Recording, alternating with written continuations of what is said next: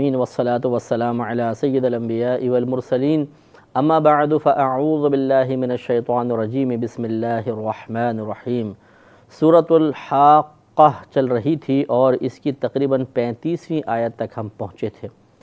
ان آیات میں اللہ تبارک و تعالی کفار کے سخت عذاب کا تذکرہ فرما رہا ہے کہ جنہیں دنیا میں کی گئی ان کے برے اعمال کی سزا دیتے ہوئے میدان محشر میں سب سے پہلے ذلت میں مبتلا کیا جائے گا، اس کے بعد سخت عذاب میں جو جہنم میں ہوگا اس عذاب کا مزہ چکھایا جائے گا۔ اللہ تعالیٰ اس کا تذکرہ کرتے ہوئے ارشاد فرماتا ہے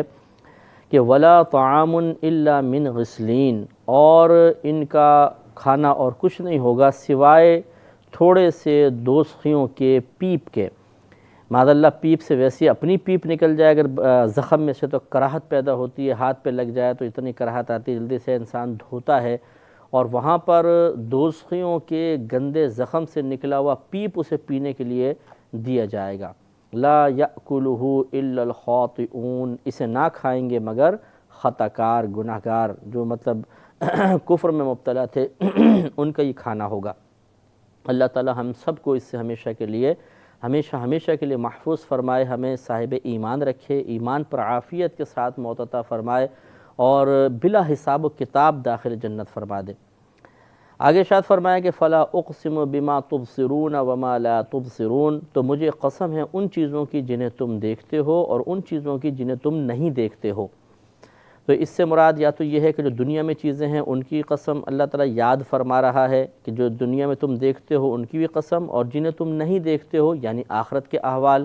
ان کی قسم یاد فرمائی۔ اور یا اس سے مراد یہ ہے کہ مخلوقات ہیں کہ بہت سی مخلوقات ایسی ہیں جنہیں تم دیکھتے ہو اور بہت سی مخلوق ایسی ہے جنہیں تم نہیں دیکھ سکتے ہو، جیسے فرشتے ہر شخص کے سامنے تو نہیں آتے، جنات ہیں، اسی طرح ہزارہا بلکہ آپ اس کو اربوں خربوں میں لیجئے جو ابھی تک ہم پر منکشف نہیں ہو سکی ہیں، ایسی مخلوقات بھی اس فضا میں موجود ہیں، اس کائنات میں موجود ہیں جن تک ابھی ہماری رسائی نہیں ہوئی ہے اور ان کی معرفت ہمیں حاصل نہیں ہوئی ہے۔ تو قرآن سے ثابت ہوا کہ بہت سی چیزیں ایسی ہیں کہ جو ابھی تک ہم نے نہیں دیکھی ہیں، کیونکہ قیامت تک یہ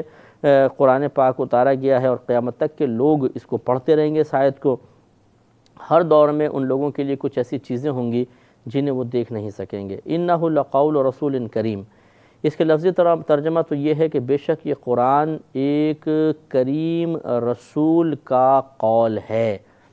لیکن یہ تو پھر بات غیر مناسب ہوگی کہ یہ نبی کریم کا قول تو نہیں، تو اللہ تبارک و تعالی کا کلام ہے، اس لیے نفیس ترجمہ یہ ہے کہ بے شک یہ قرآن ایک کرم فرمانے والے رسول سے باتیں ہیں،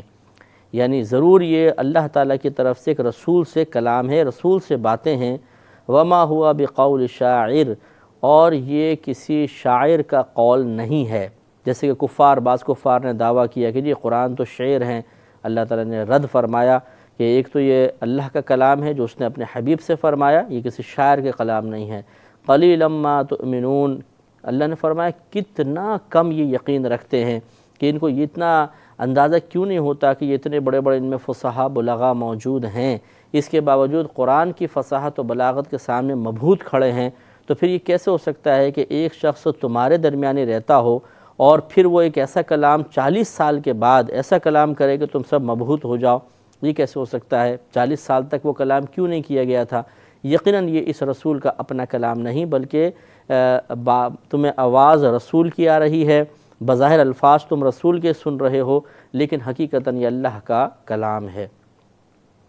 ولا بقول کاہن، اور یہ نہ کسی کاہن کا قول ہے۔ قلیلا ما تذکرون، تو کتنی کم یہ توجہ کرتے ہیں۔ یہ اللہ تبارک و تعالی نے ان کی قباحت کو بیان فرمایا، ان کی مذمت فرمائی کہ کفار کتنا کم یقین رکھتے ہیں، کتنی کم توجہ کرتے ہیں۔ اللہ کا کتنا بڑا کرم ہے کہ یہ قرآن ان کے درمیان نازل ہو رہا تھا، اللہ نے ان کے سامنے قرآن کی حقانیت کو واضح فرما دیا تھا، لیکن انہوں نے اس خوش قسمتی سے فائدہ نہ اٹھایا اور بدبختی ان پر غالب رہی۔ تنزیل من رب العالمین، اس نے اتارا ہے جو سارے جہان کا رب ہے، یعنی اس قرآن کو اتارنے والی ذات وہ ہے جو اس تمام جہان کا رب ہے۔ وَلَوْ تَقَوَّلَ عَلَيْنَا بَعْضَ الْأَقَاوِيلِ، اور اگر وہ ہم پر ایک بات بھی بنا کر کہتے، یعنی یہ رسول اللہ تعالیٰ براءت رسول کے بیان فرما رہا ہے کہ ان کا یہ کہنا کہ یہ کاہن کا کلام ہے یا یہ رسول کلام غلط، اگر کاہن کوئی اس کو لے کر آتا اور بناتا تو اللہ تعالیٰ فرماتا ہے اگر وہ ایک بات بھی بنا کر کہتے لَأَخَذْنَا مِنْهُ بِالْيَمِينِ، تو ضرور ہم ان سے بقوت بدلہ لیتے، ثُمَّ لَقَطَعْنَا مِنْهُ الْوَتِينَ، پھر ان کی رگ دل کاٹ دیتے، یعنی دل کی رگ ہی کاٹ دیتے اور انسان وہ ہلاک ہو جاتا۔ کوئی بھی کاہن جو اگر کاہن کی طرف تو منسوب کرتے ہو یا کسی شاعر کا کلام کہتے ہو، تو اگر اللہ کے علاوہ کسی اور کا کلام ہوتا تو پھر اللہ تعالیٰ اس طرح بدلہ دیتا، یعنی اگر واقعی ایسا ہوتا تو اللہ تعالیٰ سزا عطا فرما دیتا، اور ایسا نہیں ہے۔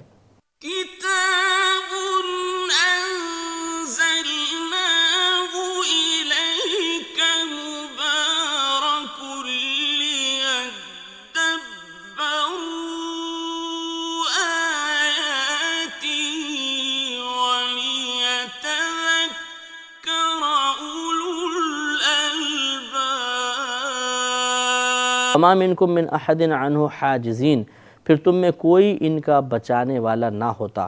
وَإِنَّهُ لَتَذْكِرَةٌ لِّلْمُتَّقِينَ، اور بے شک یہ قرآن متقین کو نصیحت ہے۔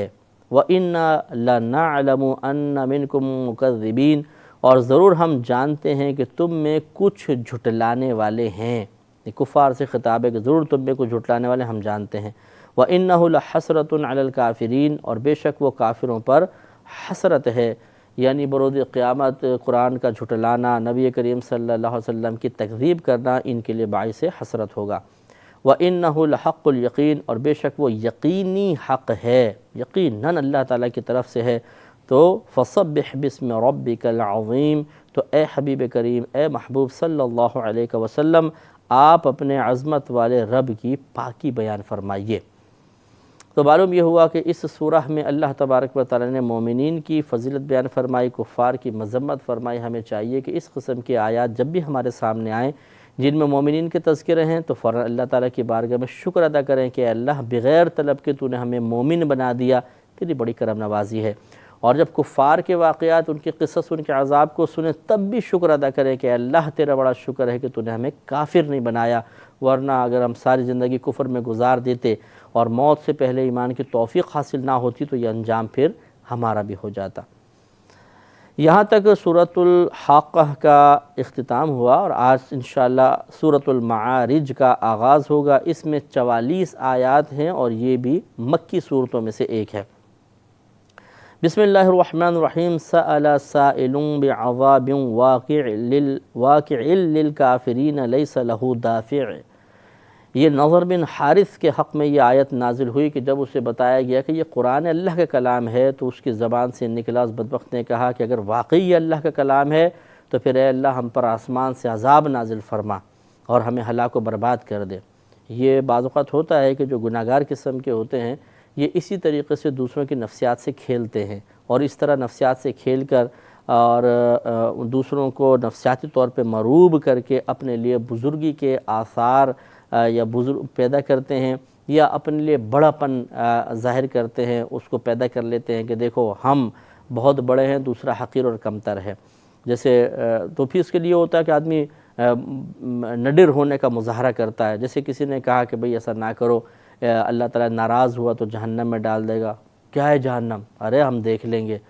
کیونکہ ابھی تو سامنے کچھ بھی نہیں ہے تو بڑا جرأت مند بنتا ہے۔ اگر کوئی یہاں پہ لا کے پستول رکھ دے تو پھر پتہ چلے کہ کتنا بہادر ہے، تو پھر وہ عذاب جہنم۔ تو اس طرح ہوتا ہے کہ بعض اوقات انسان اپنے موقف کو حق ثابت کرنے کے لیے یا اپنی غلط بات کے باوجود اپنی فوقیت کو قائم رکھنے کے لیے اسی طریقے سے سامنے والے کی حق بات کے خلاف بہت بڑا دعویٰ کر بیٹھتا ہے، تاکہ قریب والے لوگ کہیں کہ نہیں یار اگر یہ بات غلط ہوتی، اگر یہ ناحق ہوتا تو اتنی بڑی بات کوئی کہتا، اتنی جرأت کوئی کرتا۔ تو نفسیاتی طور پہ لوگ متاثر ہو جاتے ہیں اور پھر اس شخص کی بات کو تسلیم کر لیا جاتا ہے۔ نضر بن حارث نے بھی ایسے ہی کیا، بولا تو اس کی مذمت میں آیتیں نازل ہوئیں کہ سأل سائل، ایک سوال کیا، ایک سوال کرنے والے نے، بعذاب، ایک عذاب کا، واقع للکافرین، جو کافرین پر واقع ہونے والا ہے، لیس لہ دافع، ایسا عذاب کہ جس کو دور کرنے والا کوئی بھی نہیں ہے، من اللہ ذی المعارج، وہ اللہ تعالیٰ کی طرف سے ہوگا، وہ اللہ کی طرف سے ہوگا جو بلندیوں کا مالک ہے۔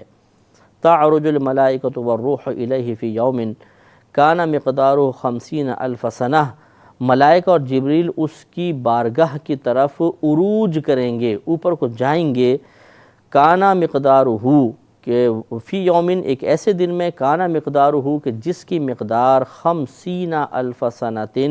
50,000 سال ہے۔ یہ نص صریح ہے اس پر کہ قیامت کا ایک دن 50,000 سال کے برابر ہوگا۔ تو فاصبر صبرا جمیلا، تو اے حبیب کریم صلی اللہ علیہ وسلم آپ بہت ہی اچھے انداز سے صبر فرمائیے، ان لوگوں کا انجام برا ہی ہوگا، آپ ہمت رکھیے۔ انہم یرونہ بعیدا،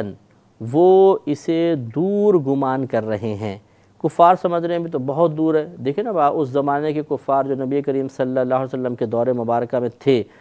لیکن بدبخت تھے، تو انہیں قیامت بہت دور نظر آ رہی ہوگی کہ ارے جی ابھی تو بہت پتہ نہیں کب قیامت قائم ہوگی، 1500 سال کا عرصہ گزر گیا، ہم اس دور میں آ گئے۔ اب بھی بعض لوگ کہتے ہیں ارے جی پتہ نہیں قیامت کب آئے گی، بہت دور ہوگی۔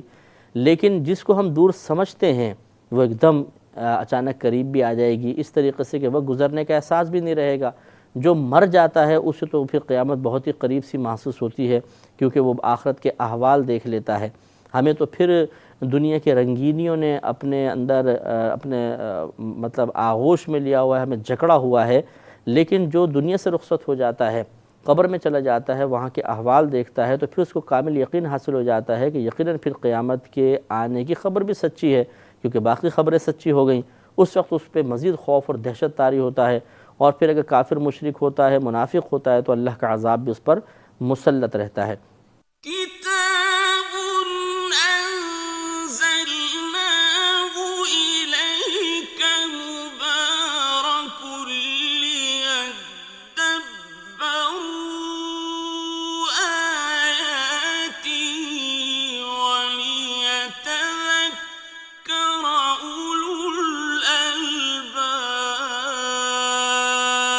تو اللہ نے فرمایا کہ وہ لوگ اس قیامت کو دور سمجھ رہے ہیں، وَنَرَاهُ قَرِيبًا، حالانکہ ہم اسے قریب دیکھ رہے ہیں۔ یوم تکون السماء کالمہل، جس دن آسمان پگھلی ہوئی چاندی کی مثل ہو جائے گا۔ پگھلی ہوئی چاندی کو آپ دیکھیں کہ وہ چمکدار بھی ہوتی ہے، اور بالکل اس کو بہائیں تو یوں بہہ جائے گی، بالکل پانی کی طرح۔ اس طرح آسمان بھی اللہ تعالیٰ نے فرمایا کہ چمک رہا ہوگا اور پھٹ جائے گا، ختم ہو جائے گا۔ وَتَكُونُ الْجِبَالُ كَالْعِهْنِ، اور پہاڑ ایسے ہو جائیں گے جیسے اون ہوتی ہے۔ وَلَا يَسْأَلُ حَمِيمٌ حَمِيمًا، اور کوئی دوست کسی دوست کی بات نہیں پوچھے گا، کوئی خبر گیری نہیں کرے گا۔ لیکن یہ ہے کفار اور مشرکین کے بارے میں، یا پھر ان مسلمانوں کے بارے میں کہ جن کی دوستی ذاتی اغراض کی وجہ سے تھی، فساق اور فجار تھے، اور یا تو بری نیت سے دوستی تھی، یا پھر ایسی دنیاوی ذاتی مفادات کے لیے وہ ایک دوسرے کو نہیں پہچانیں گے۔ لیکن جو مومنین ہوں گے، جو نیک اللہ کے بندے ہوں گے، وہ تو باقاعدہ عرش کے سائے میں ہوں گے، اور اپنے دوسرے مسلمان بھائی سے اللہ تعالیٰ کی رضا کی خاطر محبت رکھنے کا انعام حاصل کر رہے ہوں گے۔ کیونکہ نبی کریم صلی اللہ علیہ وسلم کا فرمان ہے کہ بروز قیامت کچھ لوگ ہوں گے جو عرش الہی میں ہوں گے، اور ان کے اس پر لکھا ہوگا اوپر کہ ایک روایت میں کہ پیشانی پہ لکھا ہوگا المتحابون فی اللہ، اللہ تعالیٰ کی راہ میں، اللہ تعالیٰ کی خاطر آپس میں محبت رکھنے والے۔ تو نبی کریم صلی اللہ علیہ وسلم فرماتے ہیں کہ ان کو دیکھ کر انبیاء علیہ السلام بھی رشک فرمائیں گے۔ ایک روایت میں ایسا ہے، رشک اس اعتبار سے نہیں کہ ان کا مقام کو معاذ اللہ انبیاء علیہ السلام سے بہت افضل و اعلیٰ ہوگا، بلکہ وہ خوش خرم جب نظر آئیں گے تو انبیاء علیہ السلام چونکہ اللہ تعالیٰ کی ہم سے بہت زیادہ معرفت رکھتے ہیں، تو وہ اللہ تعالیٰ کی بے نیازی کو جانتے ہیں، اور اس بے نیازی کی بنا پر وہ خوف زدہ ہوں گے۔ تو جب ان کو خوش و خرم دیکھیں گے کہ ان پر یہ خوف طاری نہیں ہے، تو ان کو وہ بڑے پرسکون سے محسوس ہوں گے، تو ایک رشک سا پیدا ہوگا۔ اور یاد رکھیں کہ انبیاء علیہ السلام اللہ تعالیٰ کی سب سے زیادہ معرفت رکھتے ہیں، اور اللہ تعالیٰ بہت ہی بے نیاز ہے۔ اللہ کے ولی ہوں، اللہ کے نبی ہوں، صحابہ کرام ہوں، یہ اللہ سے ہمیشہ ڈرتے رہے، اور اللہ کی بے نیازی پر انہوں نے توجہ رکھی۔ بالکل اس کو یوں سمجھ لیجئے بلا تمثیل، جیسے ایک بادشاہ بڑا سخی، بڑا مہربان ہے، لیکن جب وہ غضبناک ہوتا ہے تو پھر کسی کو نہیں دیکھتا کون سامنے کھڑا ہے، گردن اڑا دیتا ہے۔